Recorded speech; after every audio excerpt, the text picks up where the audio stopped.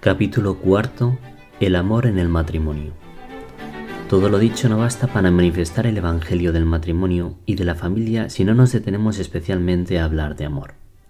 Porque no podremos alentar un camino de fidelidad y de entrega recíproca si no estimulamos el crecimiento, la consolidación y la profundización del amor conyugal y familiar. En efecto, la gracia del sacramento del matrimonio está destinada ante todo a perfeccionar el amor de los cónyuges. También aquí se aplica que podría tener fe como para mover montañas. Si no tengo amor, no soy nada. Podría repartir limosnas en todo lo que tengo y aún dejarme quemar vivo. Si no tengo amor, de nada me sirve.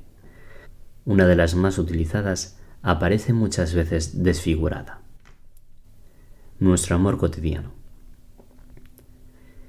En el así llamado Himno de la Caridad escrito por San Pablo, vemos algunas características del amor verdadero. El amor es paciente, es servicial. El amor no tiene envidia, no hace alarde, no es arrogante, no obra con dureza, no busca su propio interés, no se irrita, no lleva cuentas del mal, no se alegra de la injusticia, sino que goza con la verdad. Todo lo disculpa, todo lo cree, todo lo espera, todo lo soporta. Esto se vive y se cultiva en medio de la vida que comparten todos los días los esposos, entre sí y con sus hijos. Por eso es valioso detenerse a precisar el sentido de las expresiones de este texto, para intentar una aplicación a la existencia concreta de cada familia. Por eso es valioso detenerse a precisar el sentido de las expresiones de este texto, para intentar una aplicación a la existencia concreta de cada familia. Paciencia. La primera expresión utilizada es makrotimei. La traducción no es simplemente que todo lo soporta, porque esa idea está expresada al final del versículo 7. El sentido se toma de la traducción griega del Antiguo Testamento, donde dice que Dios es lento a la ira. Se muestra cuando la persona no se deja llevar por los impulsos y evita agredir. Es una cualidad del Dios de la alianza que convoca a su imitación también dentro de la vida familiar. Los textos en los que Pablo usa este término se deben leer en el trasfondo del libro de la sabiduría. Al mismo tiempo que se alaba la moderación de Dios para dar espacio al arrepentimiento, se insiste en su poder que se manifiesta cuando actúa con misericordia. La paciencia de Dios es ejercicio de la misericordia con el pecador y manifiesta el verdadero poder. Tener paciencia no es dejar que nos maltraten continuamente, o tolerar agresiones físicas, o permitir que nos traten como objetos. El problema es cuando exigimos que las relaciones sean celestiales, o que las personas sean perfectas, o cuando nos colocamos en el centro y esperamos que solo se cumpla la propia voluntad.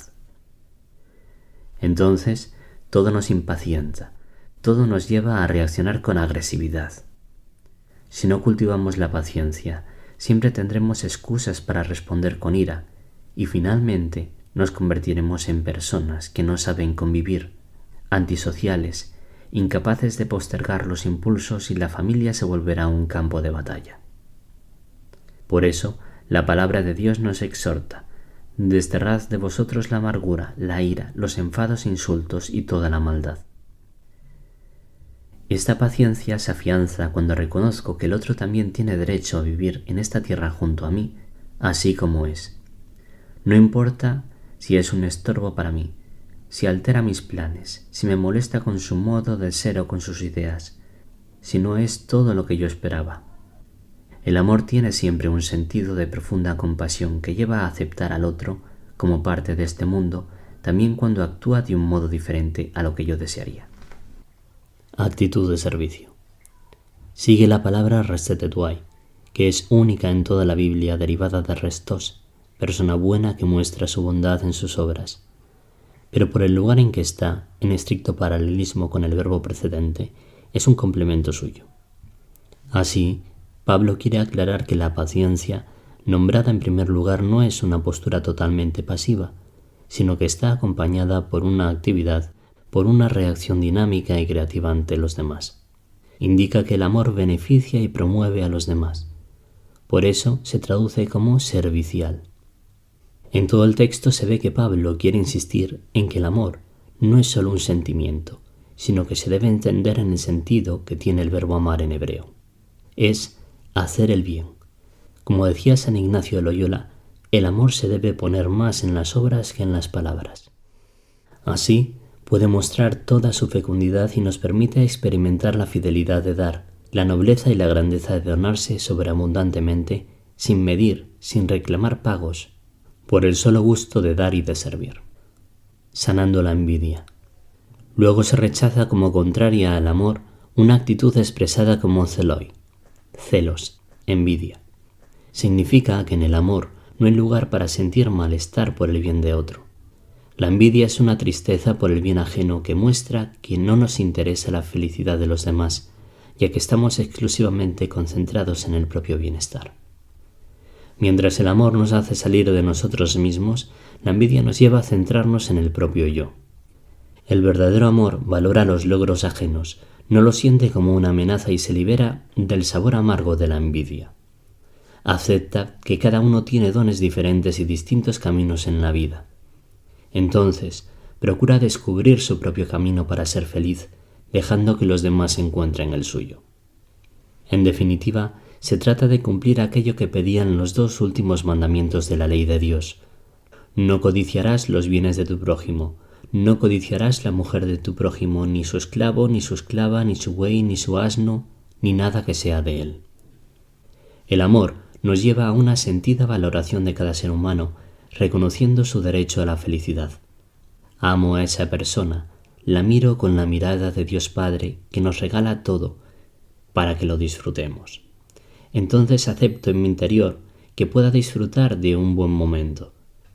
Esta misma raíz del amor, en todo caso, es lo que me lleva a rechazar la injusticia de que algunos tengan demasiado y otros no tengan nada, o lo que me mueve a buscar que también los descartables de la sociedad puedan vivir un poco de alegría. Pero eso no es envidia, sino deseos de equidad, sin hacer alarde ni agrandarse. Sigue el término perpereutai, que indica la vanagloria, el ansia de mostrarse como superior para impresionar a otros con una actitud pedante y algo agresiva. Quien ama no solo evita hablar demasiado de sí mismo, sino que además, porque está centrado en los demás, sabe ubicarse en su lugar sin pretender ser el centro. La palabra siguiente, physioutai, es muy semejante porque indica que el amor no es arrogante. Literalmente expresa que no se agranda ante los demás e indica algo más sutil. No es solo una obsesión por mostrar las propias cualidades, sino que además se pierde el sentido de la realidad. Se considera más grande de lo que es porque se cree más espiritual o sabio. Pablo usa este verbo otras veces, por ejemplo, para decir que la ciencia hincha, el amor en cambio edifica.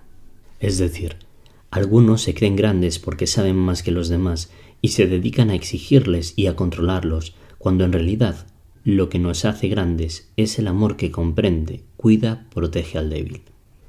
En otro versículo también lo aplica para criticar a los que se agrandan, pero en realidad tienen más palabrería que verdadero poder del espíritu.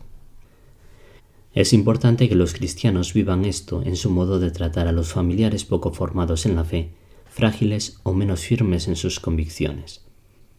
A veces ocurre lo contrario. Los supuestamente más adelantados dentro de su familia se vuelven arrogantes e insoportables. La actitud de humildad aparece aquí como algo que es parte del amor, porque para poder comprender, disculpar o servir a los demás de corazón, es indispensable sanar el orgullo y cultivar la humildad. Jesús recordaba a sus discípulos que en el mundo del poder cada uno trata de dominar a otro, y por eso les dice: no ha de ser así entre vosotros. La lógica del amor cristiano no es la de quien se siente más que otros y necesita hacerles sentir su poder, sino que es el que quiera ser el primero entre vosotros, que sea vuestro servidor.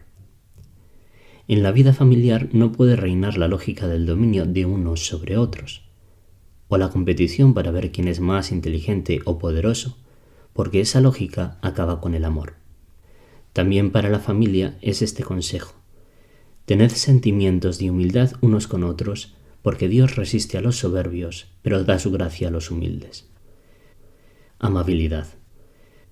Amar también es volverse amable, y allí toma sentido la palabra asgemonei.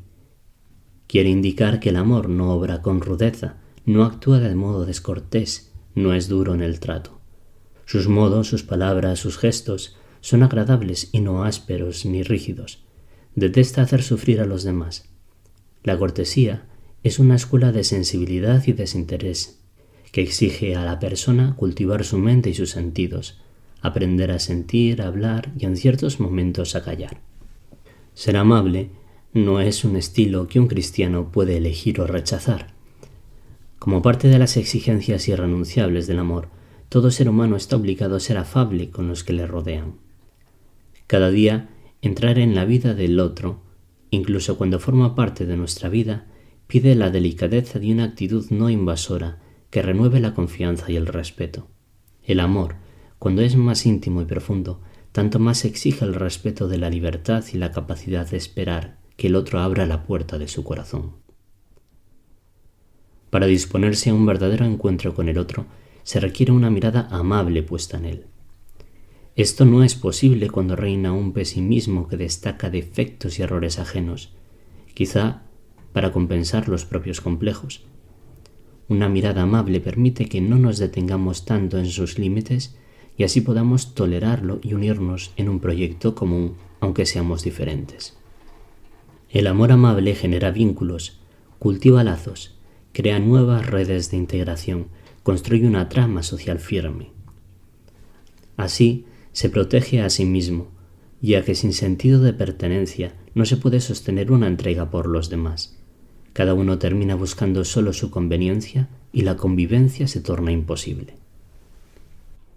Una persona antisocial cree que los demás existen para satisfacer sus necesidades y que cuando lo hacen solo cumplen con su deber. Por lo tanto, no hay lugar para la amabilidad del amor y su lenguaje.